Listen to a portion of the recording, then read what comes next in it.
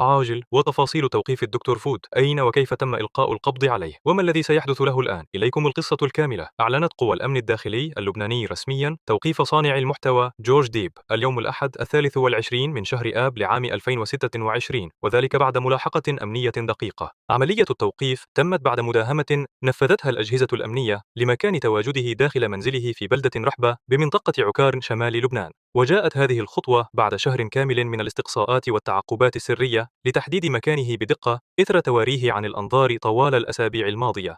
أما عن التفاصيل القضائية، فقد أوضحت السلطات أن هذا التوقيف جاء تنفيذا لمذكرات قانونية وأحكام غيابية سابقة صادرة بحقه من قبل الجهات القضائية اللبنانية المختصة. وعن الخطوة القادمة سيتم نقل الموقوف مباشرة إلى قصر العدل، وحسب الأصول القانونية اللبنانية فإن توقيفه يترتب عليه إلغاء الحكم الغيابي السابق تلقائيا لتبدأ إجراءات إعادة محاكمته وجاهيا لتقديم دفاعه الرسمي أمام المحكمة. تابعونا للمزيد من التحديثات فور صدورها، وشاركونا آراءكم في التعليقات، ولا تنسوا الاشتراك في القناة.